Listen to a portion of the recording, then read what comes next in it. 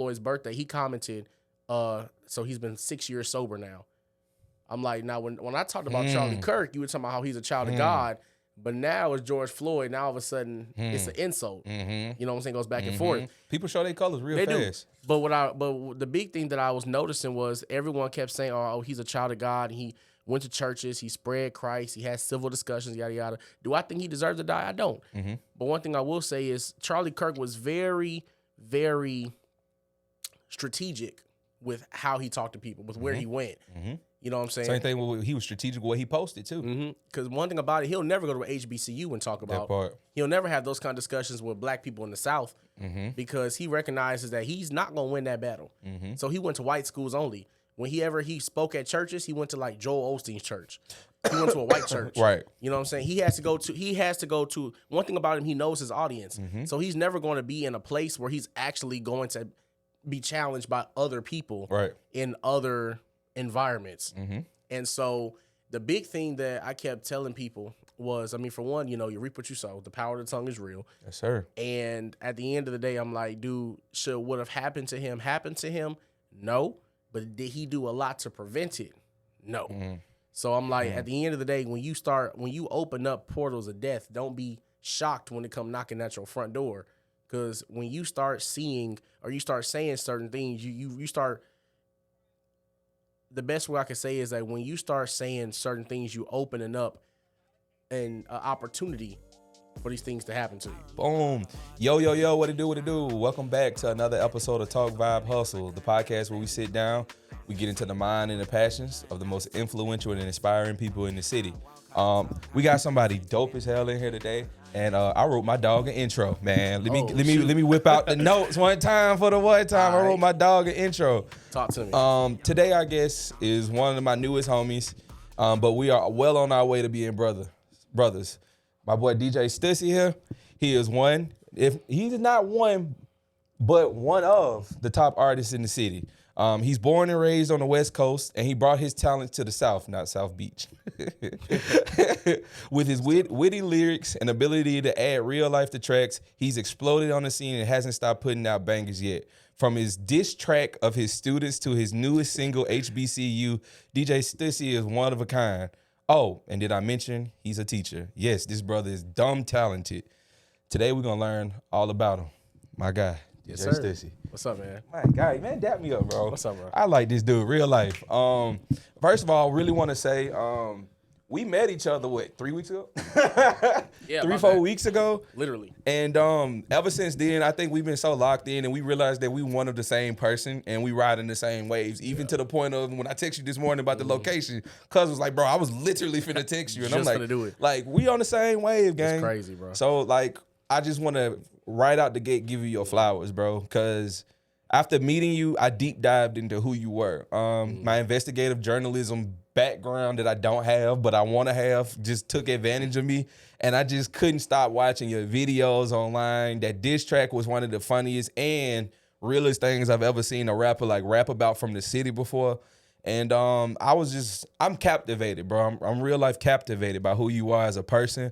I think that you are out here doing God's work for real, bro. Like real life. For real. Yeah, man. Yes, sir. I appreciate it. Yeah. Yeah, man. But I say I've been here in Birmingham since 2018. After I graduated high school, went to Miles, graduated. I went to Kansas for 1 year and then I'm coming back. I feel like God told me to come back because I had some unfinished business. And I think I'm starting to see what that unfinished business was. It was crazy, man. I ended up rejoining the church that I was at when I was out here. Me and the pastor, Pastor Erskine, my boy, it's like my uncle for real. We had a argument after I got in a car accident back in 21, right before I graduated. And so I was like, man, I'm not going back to that church. Yeah.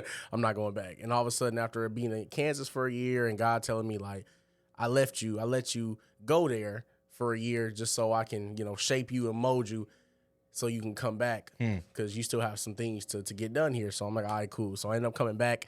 And so I'm like, all right, well, I got to go to a church. And he was like, well, you know what church you're going to go to, right? And I'm like, I don't think I should do that. I don't think it's a good idea. And all of a sudden, I ended up going one day and my pastor, he saw me, he dropped everything. And he was like, bro, we welcome you back. Like, we're glad to have you back. We've been missing you. And I'm like, dawg, I didn't even think he was gonna accept me with open arms because like I literally cussed him out. You know what I'm saying? Pastor? The pastor, yeah. Like That's crazy work. We had a conversation because like I got a car accident. He was actually just trying to help me out. Yeah. But I was so angry and frustrated that I just let emotions out on him, and it really wasn't necessary. But like I said, long story short, man, I said I had some unfinished business to do, and I've been doing it. Yeah. So like I said, here we are.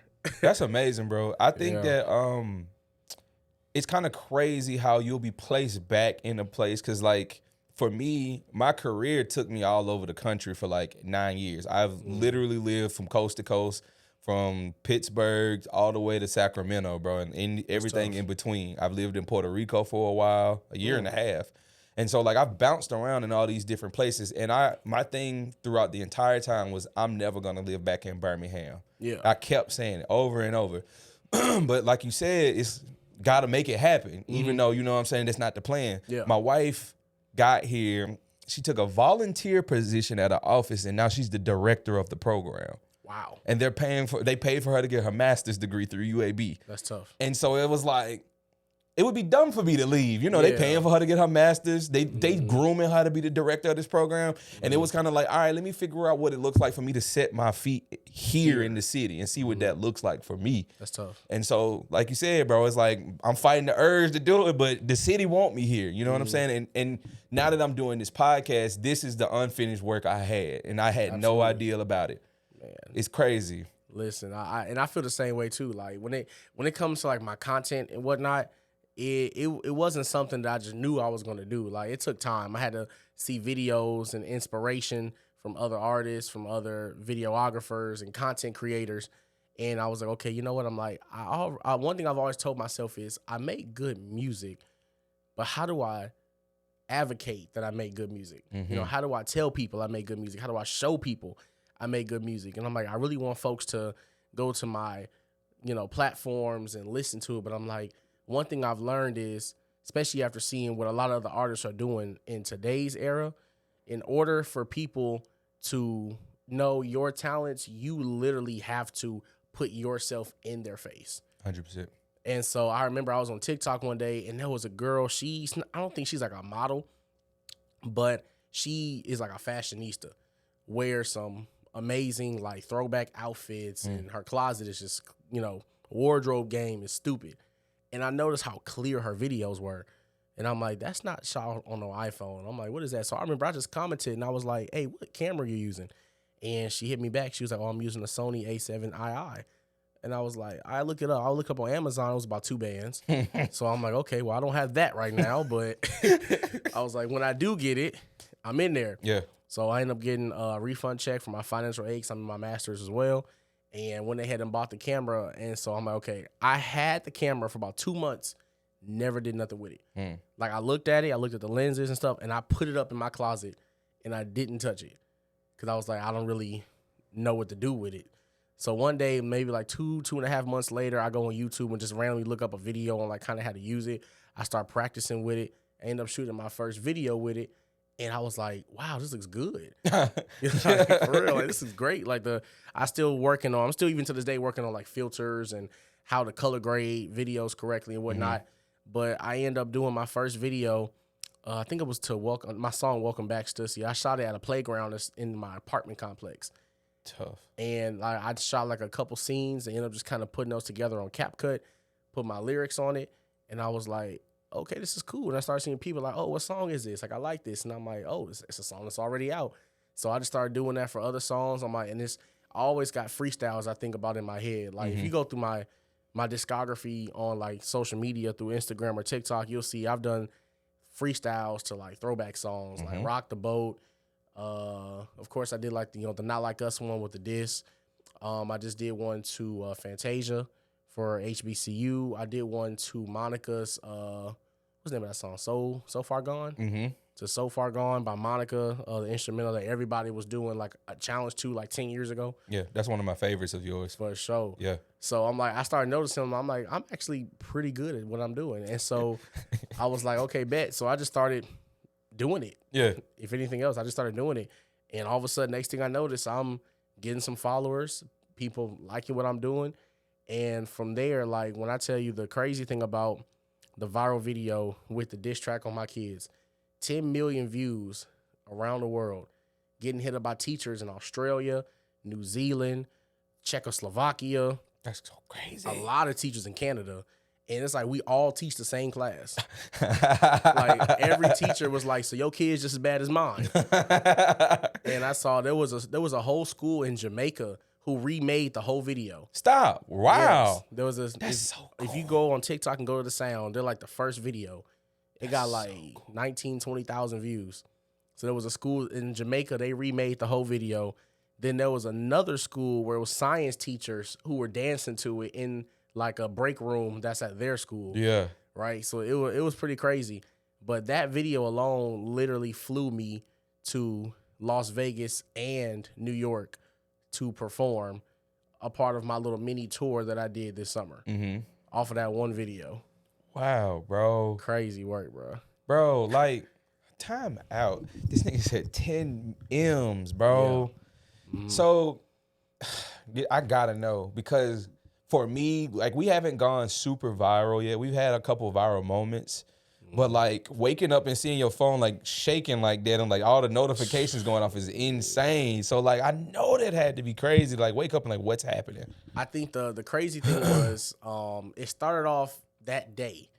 So that day, I remember I'll say the day before I had this inspiration. I was like, okay, tomorrow is like the last day of school. And I said, I really want to do something for like the few kids that's going to be at the school just so we can do something fun. And so I'm like, you know what? I'm going to make a diss track on them so we could do something like they could be in the video and whatnot. And so, of course, like, is it kind of unethical as a teacher? Sure. They do have waivers they sign to allow to be on social media, mostly through the district. So, you know, there's that. But I was like, you know, it's the last day of school, and I don't work at that school anymore. So I was like, let's just go crazy and see what happens. And I really felt like God told me, let's do it. So I ended up, you know, writing the lyrics the night of. I went ahead and recorded it, kind of memorized it like that morning of as I'm driving to work. And so I told my kids, hey, y'all, we're going to shoot a video. They're like, okay, bet, let's do it. So I set the camera up. And so now I had a couple kids who were like, oh, I'll just be behind the camera. Cool. I had a couple kids who were helping me record while the other ones were in the shot. And so we just started having a good time. They laughing because it was their first time hearing it. And afterwards, I went ahead and did my due diligence with the caption and kind of editing it while I was in class. Literally, like, once we were done, I edited the whole thing while they were just in there chilling before lunch. I ended up dropping the video somewhere around, I'm going to say about 11:30, because it was a Friday when I dropped it. It was around 11:30, and I remember I go ahead and post it. Boom, it just hit it hit people's timeline so fast. Like, as soon as I posted it, it just somehow miraculously hit the algorithm and just jumped on Instagram, on TikTok, on Facebook. I hadn't even posted it on Twitter. Somebody else posted it on Twitter, and it still went trending. That's so crazy. Yeah, I didn't even post it on Twitter. So I just posted on Facebook, Instagram, and TikTok. I posted on Instagram, and Instagram first, and all of a sudden, I start seeing, like, oh, you know how it'll show when you hit up to, every time you hit like a new century worth of likes, you'll get a notification. I don't know nothing about that. I guess my Instagram does that. Yeah. It'll show, oh, you got 100 likes, you got 200 likes, you got 300 likes, right? Yeah. So I remember I posted it at around 11:30. Boom. What I do is, once I'm done posting, send it to like my little groups of my people. I shut the app off. Like, I don't know why. I've been told like that's kind of helps with your algorithm. When you stay on the app too long and update and refresh and whatever, your video somehow loses like priority on the algorithm. I don't know if it's true or not, but that's what I've been told. So every time I post something, I just turn the app off for a couple hours and just kind of let it do what it do. So I post it on Instagram, turn the app off. I go ahead and post it on TikTok. Once it's on, turn the app off. I post it on Facebook, turn the app off, and I just kind of let it do what it do. We went to lunch, and all of a sudden I come back, and my phone has like 400 notifications within about 2 hours, and it said 100 likes, 200 likes, 300 likes, 400 likes, 500 likes. I'm like, I only posted like 2 hours ago. I'm like, wow. I'm not used to this many likes. Yeah. And all of a sudden, and it's not even just on Instagram, it's on TikTok as well. And all of a sudden, I start seeing like a lot of DMs. I'm seeing people reposting it. I'm just seeing all these likes and all these comments. And people texting me personally. They're like, bro, you finna blow up. I said, you lying. Yeah. And I had to look at my phone for a couple hours. So when I'm getting these text messages and it's popping up on my Apple Watch, people like, bro, ain't no way you just went viral that fast. And you like, what? I said, there's no way. And how I knew it was going viral was it was about 3 staff workers in the building who came to my room and said, "You went crazy on that video." They didn't even follow me on social media. Wow. They had none of my socials. One of the coaches, he came back to me. He was like, "I ain't gonna lie, you might get in trouble, but you went dumb on the video." Yeah. He said the district might hit you up, but you went crazy though. And he said, "I will be very shocked if you don't get an email in the morning." He said, not because like you put the kids in a bad position, but because you're telling the truth. Yeah. You know, he People was don't like that. Yeah, he said. So I know he said the district knows the kind of kids they have, but they try to put out a facade that our kids are just great, and that's like most districts. They never tell you that if they know they have bad kids, they're not gonna just say we have bad kids. Yeah. They're gonna show you the positive things going on, but when you speak on the real things going on, it's an issue. Yeah. Right, and they take it as like slander or like what's it called, detrimation. I can't think of the word, but pretty much slander. Long story short, like defamation of character. Real defamation. Yeah, they take it as like slander or defamation of character on the kids or the students, the staff, whatever. So, like I said, the fact that both of my APs came up to me, they came in my room, and I'm thinking I'm in trouble, and they're like, "Mr. Taylor, you went dumb on this video." Like, you went crazy on this video. Yeah. And so I was like, "Oh, thank you." So then like that whole weekend goes by and just more followers, more people hitting me up, more comments. The next Monday rolls around about 8 a.m. I get an email from the head principal at the school telling me I need to take the video down. Oh shit. And he CC'd both of the assistant principals on it. Talking about the same people who rock with it. Yeah, the same people who liked it. Yeah. So but mind you, he's on the other side of America. He's in like Massachusetts for something he had going on. So he ends up sending me an email, and so I'm like, but it's still going crazy. Every time I refresh, it's like 30, 40 more comments. Right. So every time I refresh it, it's like new comments and new likes, and I'm like, this might be my big break for what I want to do. I'm like, I don't know. So I prayed about it, and I'm like, gosh, should I take this down? Because I don't want to put my life or my students or whatever in jeopardy. But I'm like, this is the biggest video I've ever done. And so I went to the library, and both of my APs were in there. And so I sat down. They sat me down. They said, "Look, we saw the video. We're not going to respond to the email. We're not gonna say nothing." They said because we don't want the district saying we told you to or to not do something. But both of them were like, honestly, I don't think you should take it down. Both of them said it. They're like, I like it. They're like, if you choose to take it down because you feel like maybe it's like the professional thing to do, they're like, we understand, but we're not gonna stop you. So they said, whatever you choose to do is what you choose to do. And I was like, I think I'm gonna keep it up. So I ended up keeping the video up, and like I said, lo and behold, like that video flew me to New York. That's so crazy, bro. Literally. Yeah. That very video flew me out to New York over the summer, all expenses paid. Flight, Airbnb, performed in front of 7,000 on a block in Harlem. Wow, bro. I'm telling you. So I was like, you know what? I think I'm going to keep it up. Yeah. Honestly. Hell yeah. And I'm happy I did. Social media is a very powerful thing because that morning when you was writing that verse, there was no way that you was in your mind like, shit, I can't wait to go to New York off of this one. At all. Yeah. At all. I'm thinking to myself, I'm like, okay, I'm just going to do something funny for the kids.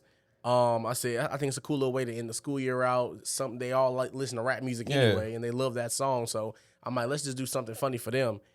And I said, I think the big thing is just when I woke up that morning, I had roughly like 4,500 followers. I went to sleep that night, and it was about 10,000. Good night. For real. Wow. I woke up about 4,500 followers and then went to bed that night, and it was about a little over 10 and a half. And it just kept increasing by the days and by the weeks. By the time I got to New York, that 4,500 I started off with that morning, by the time I got to New York, I think I was at roughly about 22,000. That's amazing. Insane, bro. Because at the same time, those are authentic followers. Nobody, that's not paid advertisement. That's not people just doing it because they're bots or nothing. That's people liking what you do, loving you as a person and your art, and following that.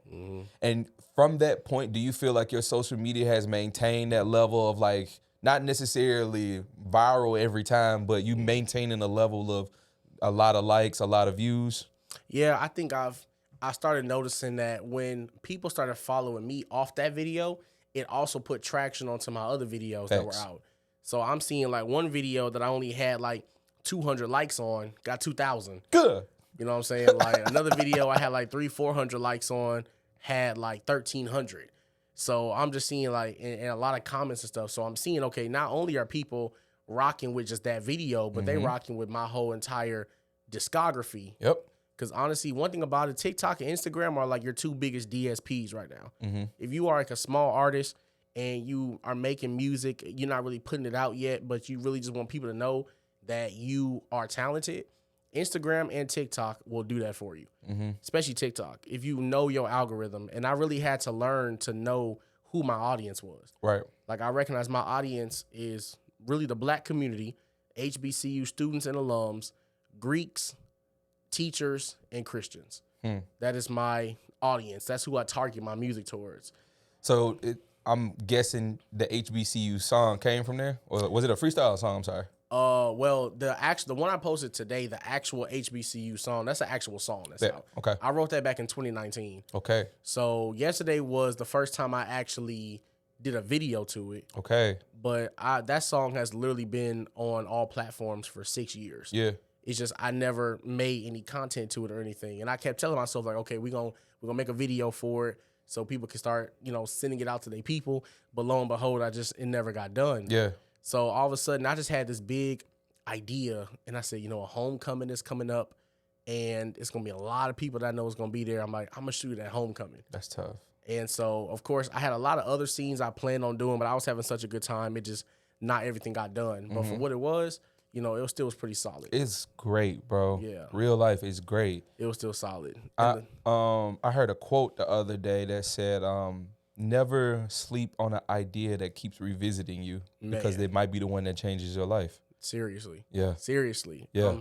And that's kind of everything. Like when I tell you I really low-key wish I would have got my degree in marketing sometimes because my ideas and my branding for how I market my music, it's like I'd be telling people, I think you got to get studied. For real. Yeah. You got to get studied. It gotta get studied. It's crazy. Yeah, because I think about even when I did my Rock the Boat to Aaliyah freestyle, I was on a boat because I was on a cruise. Yeah. And so the caption was I wrote a song about a boat on a boat to a song called Rock the Boat. Great. You know what I'm saying? Great caption. And it just made sense. Yeah. You know what I'm saying? I'm like, I wrote about a song. I wrote a song on a boat about a boat to rock the boat. Like it just made sense. You know what I'm saying? And even like the Not Like Us freestyle, like I said, okay, I want to do a freestyle to my kids, but how can I really blow this up? And I thought about, I'm going to use the biggest instrumental to the biggest diss track of this generation. Yeah. Because if I do it to like No Vaseline by Ice Cube, them kids don't know They that don't song. know that song. Yeah. Yeah, you know what I'm saying? Like if I did it to Hit them up. yeah, like Tupac, they don't know that song. But I'm like, let's do something to what they know right now. Yeah. And it makes sense. And so I started realizing, okay, if I start putting things that I've already written and start putting them on beats that are familiar, it'll make people want to listen. Yeah. Even the one I did to Fantasia song, right? So When I See You, I was like, HBCU, When I See You. I'm like, the cadence kind of fits.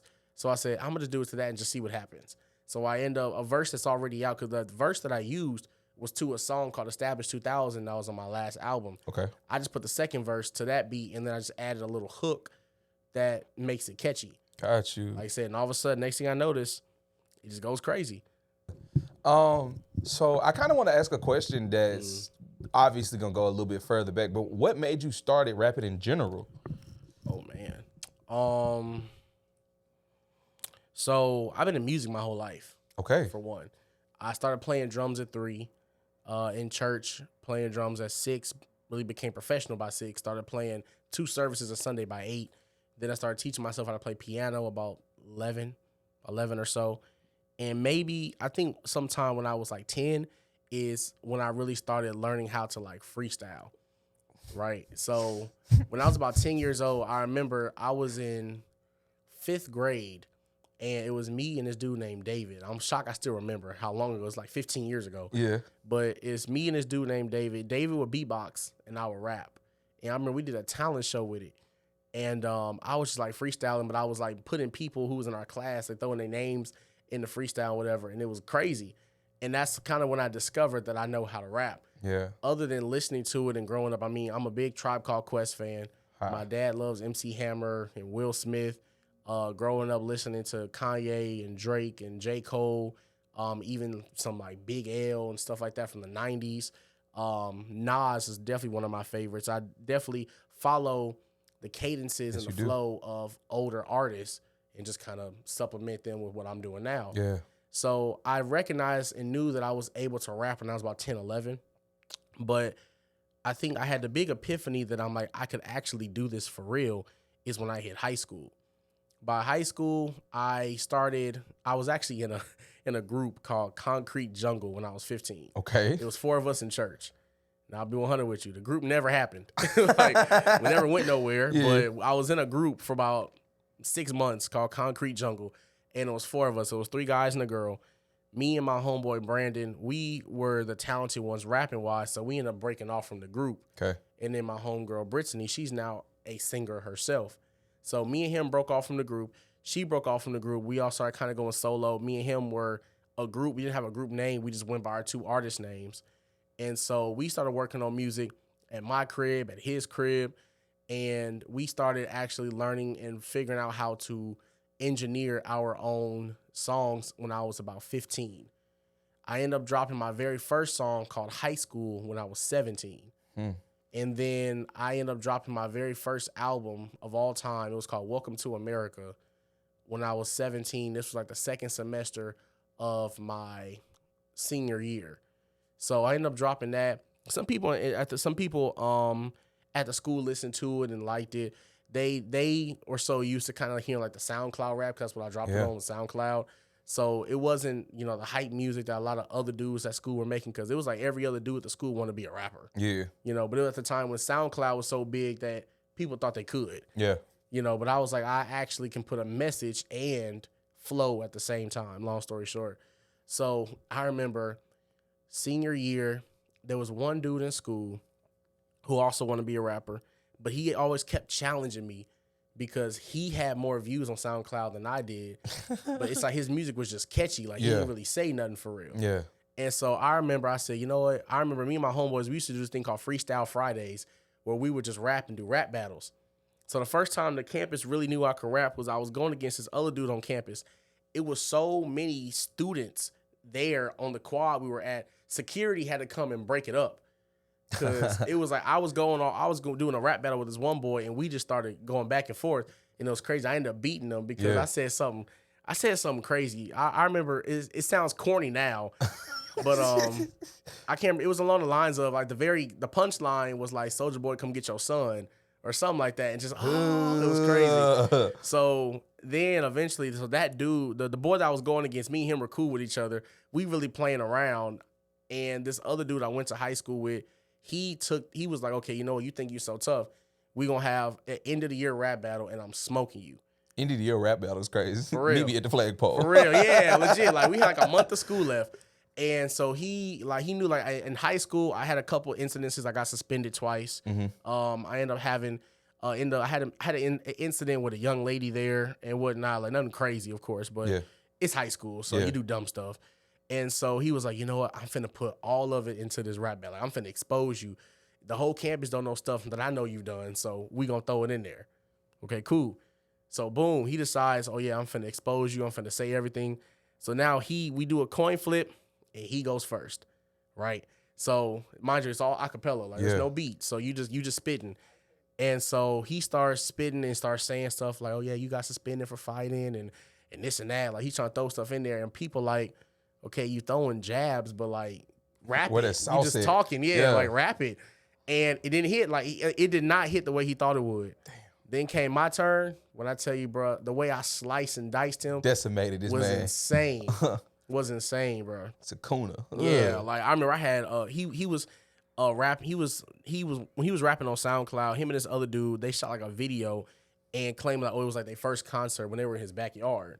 Yeah. So I remember in the song, in my little freestyle going against him, I said, I'm so sick of these same dudes that's trying to act hard, claiming they were on a stage when they were just in their backyard. Like, I'm like, it was crazy. Yeah. It was crazy. And I said, And I said, I was like, we not in the same book. We not in the same chapter. You can't even flip the page while you performing on grass. I'm performing on a stage. Like we just going back and forth. And I remember, my goodness, I remember I had the crazy. I ended it in the craziest way possible.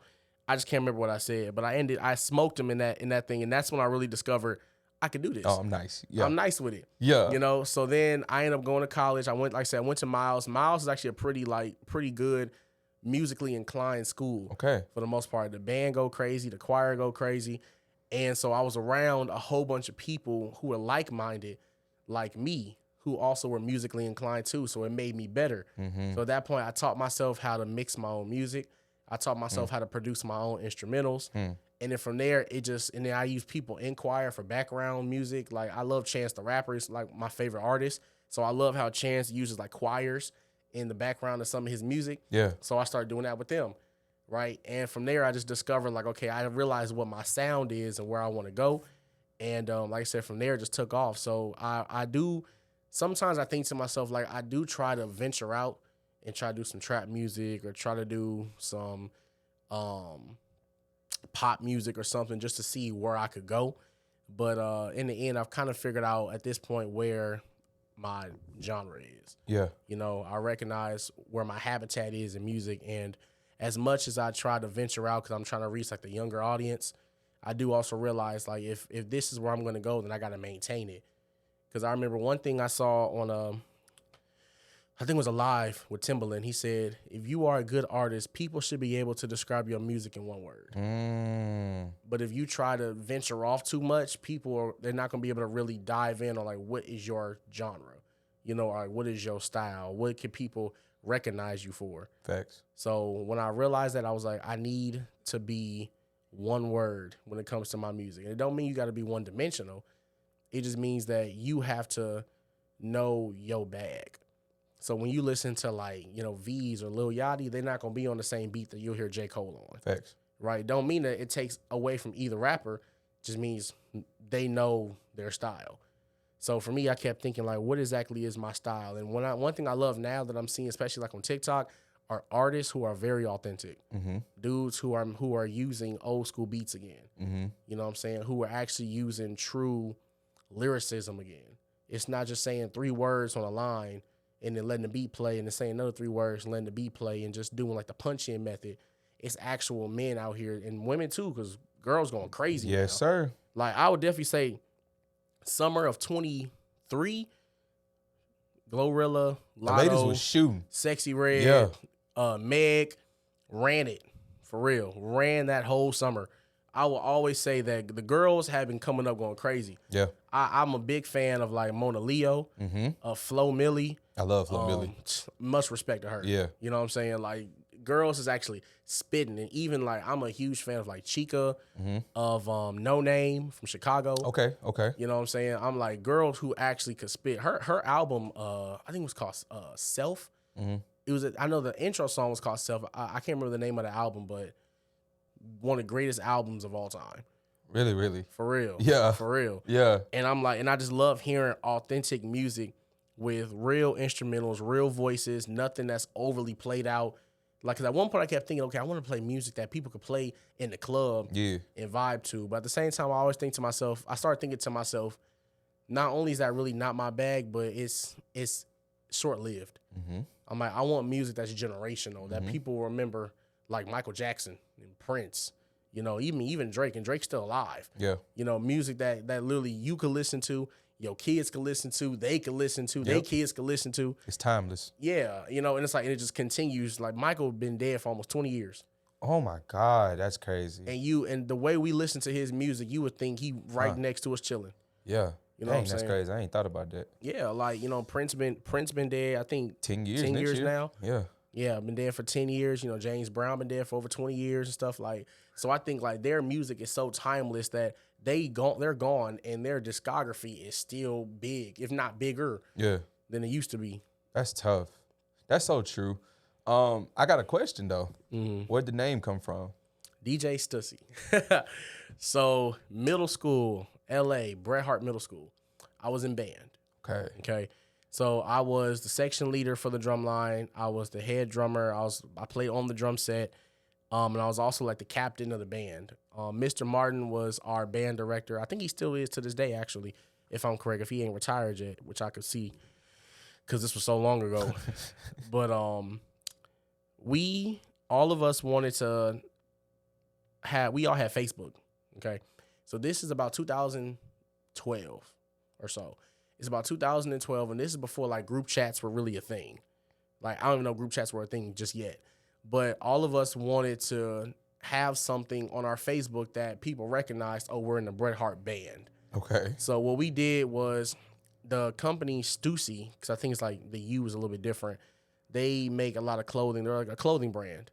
And so a lot of like Hispanics will wear it more than some of the African-American kids. Yeah. A lot of Hispanics will wear the shirt or the shoes, the pants. And so we just decided, oh, we're going to use Stussy as our Facebook names, but we're going to either put it before or after our first name.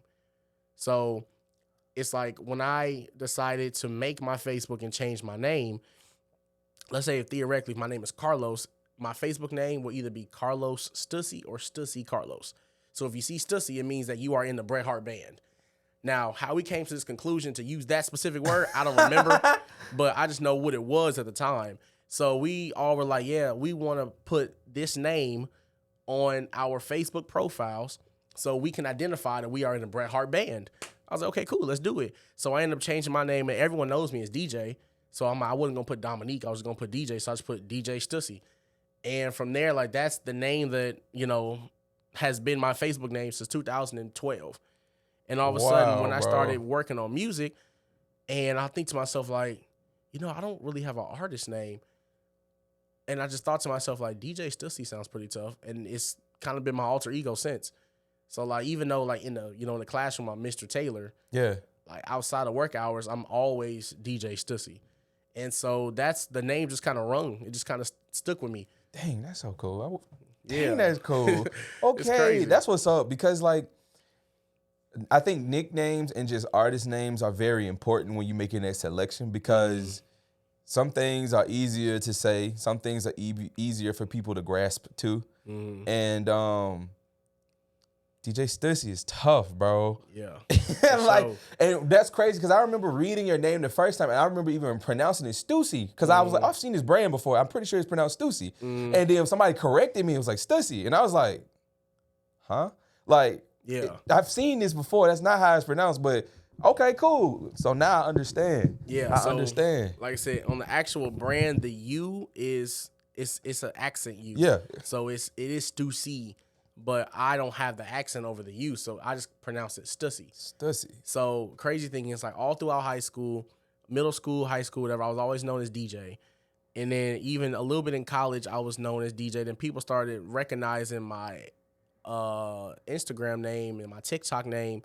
And my freshman year at Miles, the first time people knew I did anything with music was a talent show I was in. Yeah. And I performed my song Welcome to America. And so the talent show went crazy and I almost won. Like, I really, to this day, I feel like I should have won.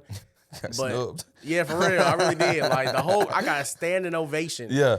And the only reason I lost is because there was a dance group on the yard, and they were also in band, and a lot of people in band were there because I think it was a band ran event. Okay, everybody just showed up. The whole campus was there. Yeah. So they end up getting all the hype and whatnot as usual. And they're great dancers. Yeah. So it's like, okay, it was evident that they won. They were going to win. But a lot of people came up to me that night and they were like, "Bro, you should have won. Like, you should have won." Yeah. Like, well, what's your Instagram? Like, let's toss information. So people following me and stuff, and I was saying, like, DJ Stussy, okay, bet. And around my junior year is when people just started calling me Stussy by itself. Okay. I was not used to that at all. It was just people like, "Hey, Stussy." I'm like, "You talking to me?" Like, I'm so used to being called DJ. Yeah. So now all of a sudden people start calling me Stussy by itself, and I got used to it. So now when people see me on the yard that didn't know me as DJ, they know me as Stussy. Yeah. Right? They're gonna say one or the other, never gonna say both for the most part. I don't know why. Unless it's music related, people would say DJ or they say Stussy. So then all of a sudden from Stussy, then it went to Stuss. That's what I'm calling you. Yeah. Stuss is tough. Yeah. They're like, "What up, Stuss?" Yeah. I was like, "All right, what's up?" Like, what do? So yeah, it's just, I don't know. The name just stuck with me from middle school and I've been using it since. Okay. That's what's up, bro. We gonna have to do a part 2, bro, because this For is sure. crazy. This For is sure. crazy. I'm enjoying getting to know you. But I have 3 questions that I like to ask towards the end of the interview. And since this is season 2, I have 2 new questions, with the last question being the same. Okay. So the first question being, if your life was a movie on a theater screen right now, what do you think the audience would be screaming at the screen for you to do next with your life? Ooh.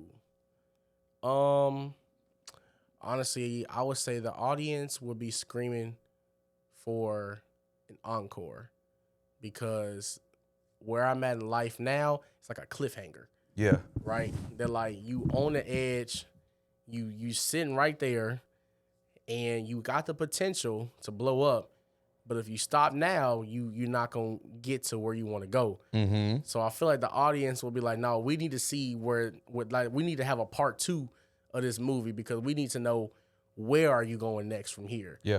Right. And along with, like, faith that I'm using every day as I continue to go on about my journey, and just knowing like that big break is going to come. Yeah. For me, I always tell people, like, when I think about in the future, what I want to see from myself as I get bigger, and hopefully when I get to that stage, I'm like, I don't even want a movie about me. I want a whole series. There you go. Like, I want people to know where it started from the root, Yeah. and works its way up.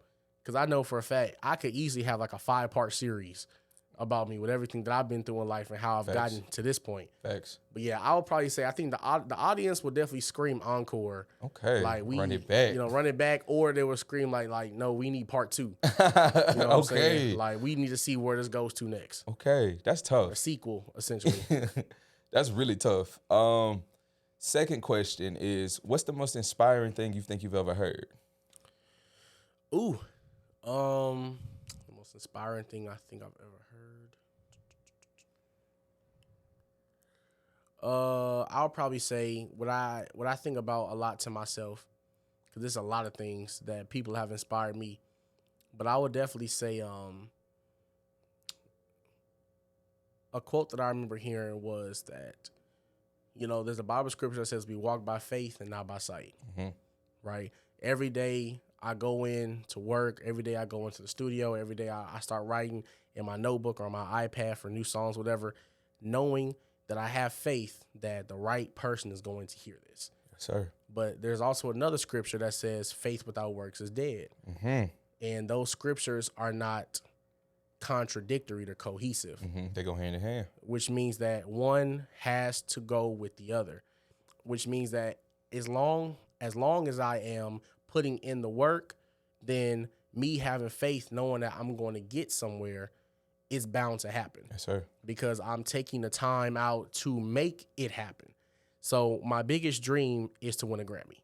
That's forever. Like, that's the biggest dream of my life. Like, when I excuse me, when I win a Grammy, I know for a fact, like, I feel like I've probably done everything I can. Yeah. Of course, I'm going to still continue. I want to be bigger. I want to win multiple. Yeah. But that first one is just the icing on the cake. Yeah. But I always tell people those 2 scriptures are cohesive, because I can't say that I want to win a Grammy, but I'm not putting in the work to win the Grammy. Yes, sir. But as long as I'm continuing to put in the work and continuing to pray and have faith that I'm going to get there, it's going to happen. Yes, sir. You know what I'm saying? Because I always tell people, like, as long as you put God first and you put yourself second with everything else that you're doing, and allow him to guide your footsteps and orchestrate your path, he's going to get you to where you want to go. It may not be to how fast you think it should be. Right. Right? Or it may not be the path that you originally intended for yourself. Right. But it'll get there. So I'll probably say like the biggest quote ever said to me was, like, those 2 scriptures, they truly do go hand in hand. Like you said, they're cohesive. Mm-hmm. And there is something greater on the other side, as long as you continue to put forth the effort to get there. Right on. Right on. I thoroughly believe that one of my homies always say prayer without action is just cap. Oh, yeah. For sure. For sure. So I like that, man. For sure. And the final question to you, who do you think the next hustler should be to sit in that spot? Oh, that's a great question. I got it out of him. That's a great question. Yeah. I'm about to say, I haven't had a chance to see like all your episodes to know who's been here already. But as far as people in the city, I would definitely say my homegirl Drew. Okay. Like she's one of the first people I always throw into any conversation. Drew is amazing. Classified Alias for sure. Classified. I think him or West Cam, Yeah. both of them will be dope.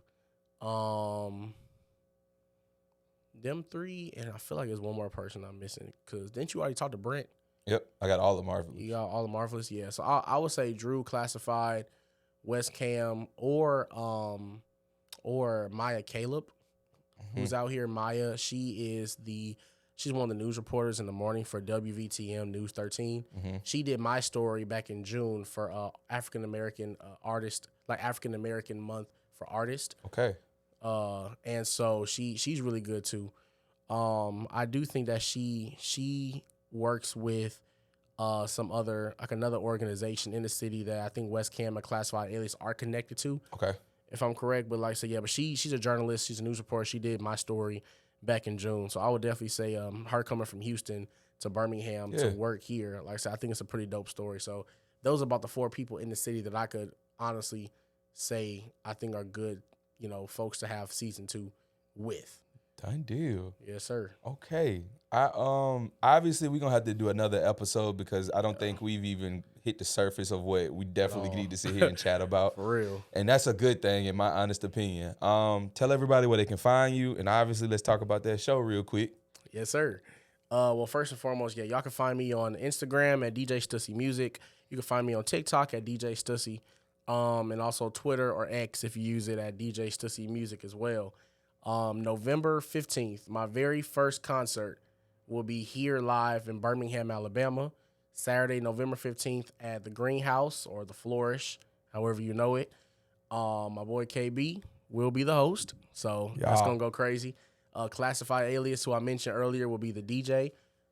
Drew, who I just talked about, who could be potentially, someone to be here. She's opening up for me. Brent Story is opening up for me. Ace the Rapper and Rayante are both opening up for me. Rayante, his new album drops, I think, next week. So that's going to go crazy. I also am getting food catered. So I have a caterer coming from Ohio. Wow. Legit, from Ohio with amazing food. And they inquired about it. They're like, hey, you tell us when we're to be there and we'll be there. That's cool. I have a caterer from Ohio coming. Bro Man sandwiches, amazing. And like I said, I just plan on having a good time. All my artists that are opening up for me, they all will have 10-minute sets. I'll have an hour set. Like I said, we just coming to vibe out.